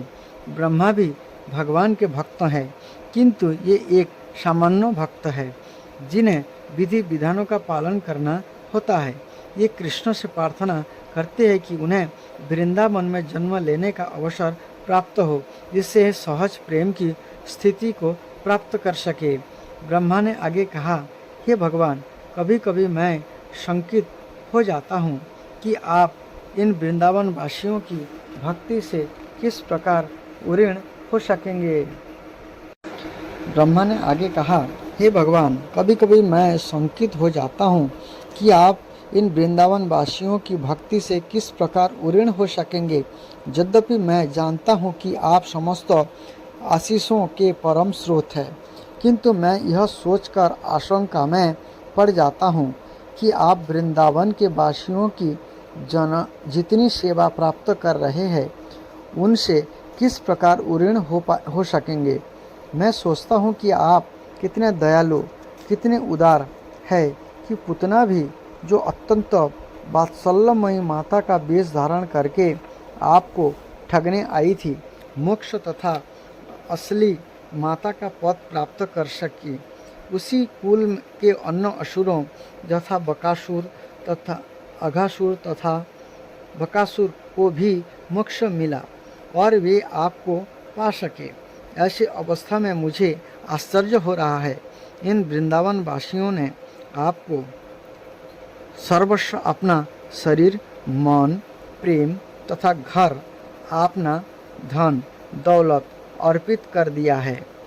उनकी हर वस्तु आपके काम में लाई जाती है, अतः उनके इस ऋण को आप किस प्रकार चुका सकेंगे। आपने स्वयं को पहले ही पुतना को समर्पित कर दिया है। मेरी निश्चित धारणा है कि आप वृंदावन वासियों की प्रेम पूर्ण सेवा से कभी भी उऋण नहीं हो सकेंगे, उनके सदैव ऋणी बने रहेंगे। हे प्रभु, मैं जानता हूँ कि वृंदावन वासियों की सेवा सर्वोत्कृष्ट इसलिए है क्योंकि ये अपनी सारी भावनाओं को आपकी सेवा में हर समय रत रखते हैं। कहा जाता है कि भौतिक वस्तुओं तथा घर के प्रति आसक्ति का कारण मोह है, जिससे जीव इस संसार में बांध जाता है। किंतु ऐसा उन लोगों के साथ होता है जो कृष्ण भावना भावित नहीं होते। वृंदावन वासियों के साथ ऐसे अवरोध यथा घर बार की आसक्ति है ही नहीं, क्योंकि उनकी आसक्ति आप में केंद्रित हो चुकी है और उनके घर मंदिर बन चुके हैं, क्योंकि आप यहाँ सदैव उपस्थित रहते हैं और चूँकि ये आपके लिए सब कुछ भूल चुके हैं, अतः उनके समक्ष कोई अवरोध नहीं रह गया। कृष्ण भावना भावित व्यक्ति के लिए घर बार जैसी वस्तु का ना तो अवरोध है ना कोई मोह। मैं यह नहीं जानता हूँ कि एक नन्हे ग्वाल बाल के रूप में आपका प्राकट्य कोई भौतिक क्रिया नहीं है। आप उनके प्रेम के प्रति अत्यधिक कृतज्ञ हैं और आप अपने दिव्य उपस्थिति के द्वारा उन्हें अधिकाधिक प्रेमा भक्ति के लिए प्रेरित करने आए हैं। वृंदावन में भौतिक तथा आध्यात्मिक वस्तुओं में कोई अंतर नहीं है, क्योंकि प्रत्येक वस्तु आपकी सेवा में समर्पित है। हे भगवान, आपकी ये वृंदावन लीलाएं आपके भक्तों को प्रेरणा देने के लिए ही है। यदि कोई आपकी वृंदावन लीलाओं को ऐहिक मानता है तो वह भ्रम में होगा। हे कृष्ण, जो लोग यह कहकर आपकी हंसी उड़ाते हैं कि आपको सामान्य पुरुष जैसा भौतिक शरीर प्राप्त हुआ है, उन्हें भगवत गीता में आसुरी तथा अल्पज्ञ कहा गया है। आप तो सदैव दिव्य है। अभक्त लोग इसीलिए ठगे जाते हैं क्योंकि ये आपकी उत्पत्ति भौतिक मानते हैं। वस्तुतः आपने यह सामान्य ग्वाल बाल का शरीर अपने भक्त की श्रद्धा तथा उनका दिव्य आनंद बढ़ाने के लिए धारण किया है। हे भगवान, मुझे उन लोगों के विषय में कुछ नहीं कहना जो यह विज्ञापित करते हैं कि उन्हें ईश्वर का साक्षात्कार हो चुका है, या आपकी अनुभूति के कारण ये स्वयं ईश्वर बन गए हैं। किंतु जहाँ तक मेरा प्रश्न है, मैं यह स्पष्ट स्वीकार करता हूँ कि मेरे लिए मनसा वाचा या कर्मणा आपको समझ पाना संभव नहीं है। ये स्वयं ब्रह्मा जी कह रहे। भला मैं आपके विषय में कह ही क्या सकता हूँ, या आपको अपने इंद्रियों के द्वारा किस तरह समझ सकता हूँ। मैं इंद्रियों के स्वामी मन के द्वारा आपके विषय में ठीक से सोच भी नहीं सकता। इस संसार में ऐसा कोई भी व्यक्ति नहीं जो आपके गुणों, कार्यों तथा आपके शरीर के विषय में कल्पना भी कर सके। केवल आपकी कृपा से ही कोई कुछ हद तक जान सकता है कि आप क्या है। हे स्वामी, आप समस्त सृष्टि के परमेश्वर हैं। यद्यपि भ्रांतिवश कभी कभी मैं अपने आप को इस ब्रह्मांड का स्वामी मान बैठता हूँ। मैं इस ब्रह्मांड का स्वामी हूँ भी, तो ऐसे तो असंख्य ब्रह्मांड है और ऐसे असंख्य ब्रह्मा है जो उन ब्रह्मांडों के नियामक है, किंतु वास्तव में आप उन सबके स्वामी हैं। प्रत्येक प्राणी के हृदय में परमात्मा स्वरूप रहकर आप हर बात जानते हैं। अतः आप मुझे अपनी शरण में ले लें। मुझे आशा है कि मैंने आपके ग्वाल बालों तथा बछड़ों के साथ आपकी लीलाओं में जो व्यवधान डाला है उसके लिए मुझे क्षमा कर देंगे। यदि आप मुझे आज्ञा दें तो मैं चला जाऊं, जिससे आप मेरी अनुपस्थिति में अपने मित्र तथा बछड़ों के साथ आनंद भोग सके। हे कृष्ण, आपका नाम ही यह बताता है कि आप सबों को आकर्षित करने वाले हैं। सूर्य तथा चंद्रमा का आकर्षण आपके ही कारण है। सूर्य के आकर्षण द्वारा आप यदुवंश को सौंदर्य प्रदान कर रहे हैं। चंद्रमा के आकर्षण के कारण आप भूमि, देवताओं, ब्राह्मणों, गायों तथा सागरों की शक्ति को बढ़ा रहे हैं। आपके परम आकर्षण के कारण ही कंस आदि असुरों का संहार हुआ। अतः मैं इस निष्कर्ष पर पहुंचा हूँ कि इस सृष्टि में आप ही एकमात्र पूजनीय विग्रह है। कृपया इस जगत के संसार तक मेरा सादर नमस्कार स्वीकार करें। जब तक इस जगत में सूर्य का प्रकाश है तब तक मेरा विनीत प्रणाम स्वीकार करें। इस प्रकार इस ब्रह्मांड के स्वामी ब्रह्मा भगवान को सादर प्रणाम करके तथा 3 बार उनकी परिक्रमा कर लेने के बाद अपने धाम ब्रह्मलोक को जाने के लिए उद्धत हुए। भगवान ने संकेत द्वारा उन्हें वापस जाने की अनुमति दे दी। जैसे ही ब्रह्मा चले गए, श्री कृष्ण तुरंत जमुना तट पर लौट आए और अपने बछड़ों तथा ग्वाल मित्र के साथ आ मिले, जो उसी अवस्था में थे जिस दिन ये गुम हुए थे। कृष्ण ने अपने मित्र को जमुना तट पर कलेवा करते छोड़ा था और यद्यपि ये ठीक 1 वर्ष बाद लौटे थे, किंतु उन्हें लग रहा था कि ये 1 सेकेंड अर्थात क्षण में ही वापस आ गए हैं। कृष्ण की विभिन्न शक्तियों तथा कार्यों की वही शैली है। भगवत गीता में कहा गया है कि कृष्ण स्वयं सबके हृदय में वास करते हैं और वे ही स्मृति तथा विस्मृति उत्पन्न करते हैं। सारे जीवों का संचालन कृष्ण की परा प्रकृति द्वारा होता है और ये जीव कभी अपनी स्वाभाविक स्थिति को स्मरण रखते हैं तो कभी भूल जाते हैं। उनके मित्र इस प्रकार से नियंत्रित होने के कारण यह न जान पाए कि श्री कृष्ण 1 वर्ष तक जमुना तट से दूर रहे और ब्रह्मा की माया के वश में थे। जब ये बालकों के समक्ष प्रकट हुए तो उन्होंने समझा कि कृष्ण 1 मिनट के भीतर लौट आए हैं। ये यह सोचकर हंसने लगे कि कृष्ण कलेवा के समय भी उनका साथ नहीं छोड़ना चाह रहे थे। ये अत्यंत प्रसन्न थे, अतः उन्होंने कृष्ण को बुलाया। हे कृष्ण, तुम इतनी जल्दी लौट आए। ठीक है, अभी तो हमने कलेवा करना शुरू भी नहीं किया, एक भी कौर नहीं खाया। आओ और हमारे साथ कलेवा करो। कृष्ण हंसे और उनका आमंत्रण स्वीकार कर मित्र की मंडली का आनंद लूटने लगे। कलेवा करते समय कृष्ण सोच रहे थे, ये बालक सोच रहे हैं कि मैं 1 क्षण में लौट आया हूँ, किंतु ये यह नहीं जानते कि मैं विगत 1 वर्ष से ब्रह्मा के माया कर्म में लगा हुआ हूँ। कलेवा समाप्त करके कृष्ण तथा उनके मित्र बछड़े के सहित अपने घर वृंदावन वापस आने लगे। घर आते समय उन्होंने विशाल सर्प रूप में अघासुर के मृत कंकाल को देखा। जब कृष्ण ब्रजभूमि लौट आए तो वृंदावन के समस्त वासियों ने उन्हें देखा। ये अपने मुकुट में मोर पंख लगाए थे और वह वन फूलों से सजा हुआ था।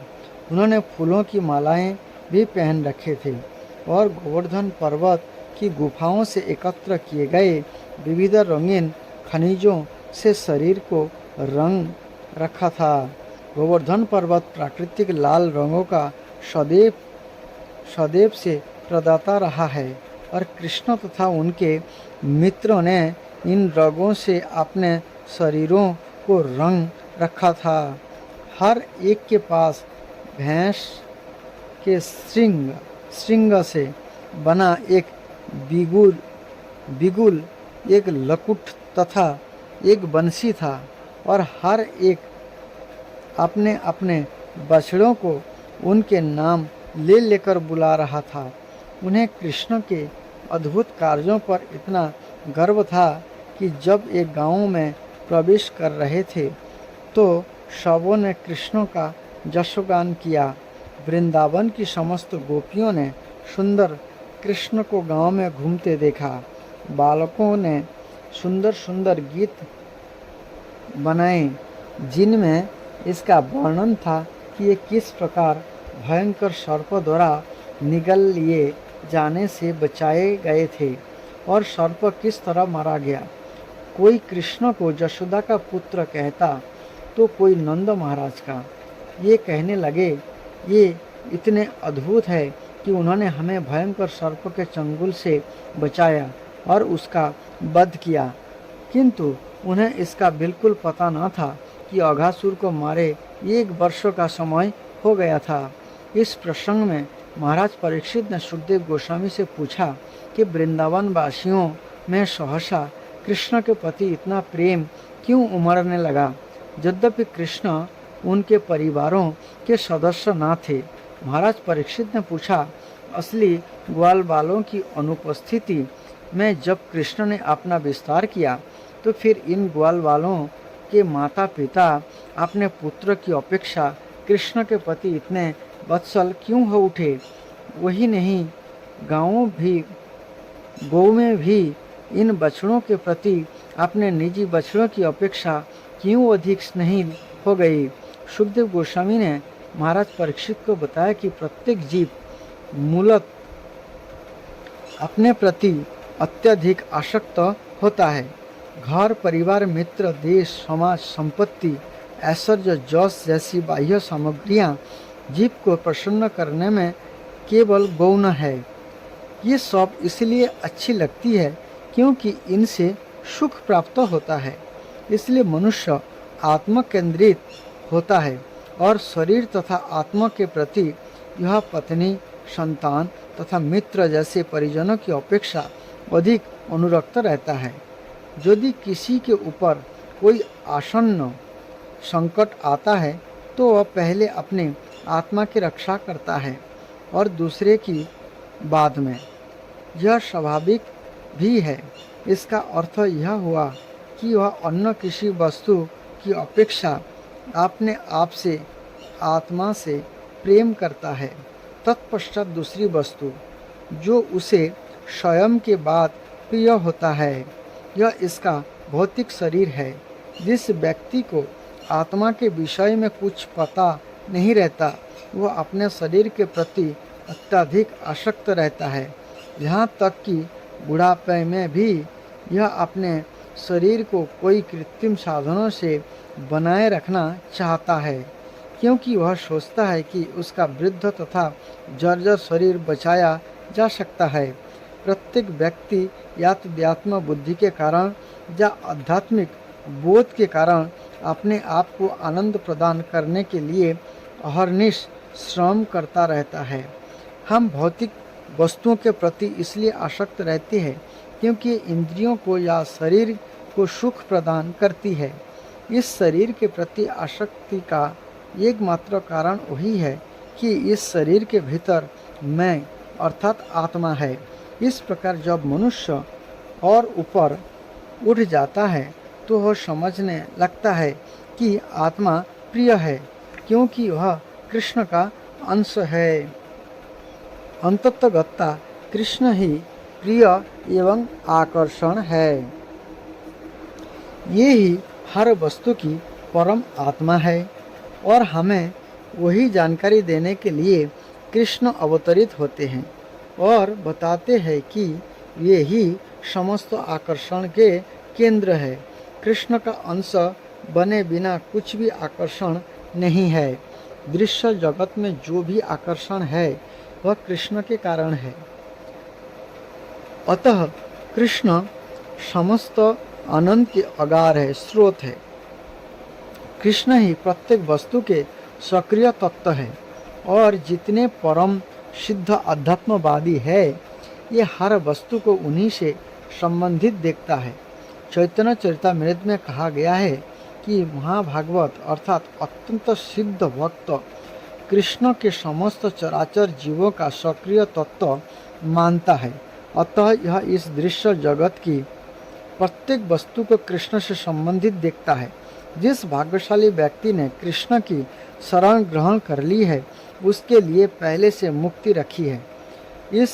वह इस भौतिक जगत से दूर रहता है। इसकी पुष्टि भगवत गीता में हुई है। जो भी कृष्ण की भक्ति में लगा हुआ है वो पहले से ब्रह्मभूत पद पर है। कृष्ण नाम ही पवित्रता तथा मुक्ति का सूचक है। जो भी कृष्ण के चरणार बिंद की शरण में आता है वह अज्ञान सागर पार करने के लिए नाव में चढ़ जाता है।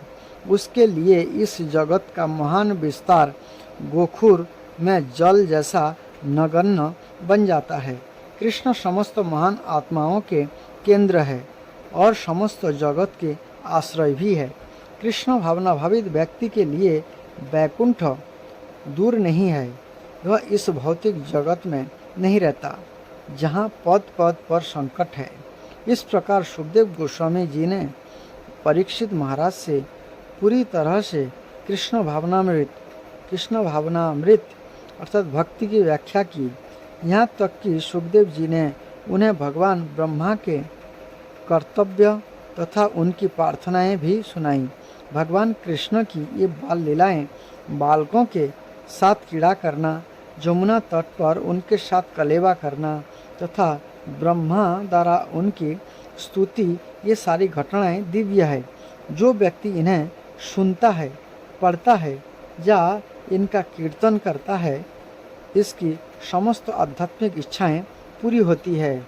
इस प्रकार वृंदावन में श्री कृष्ण के बाल्यकाल की बलराम तथा ग्वाल बालों के साथ क्रीड़ा का वर्णन किया गया।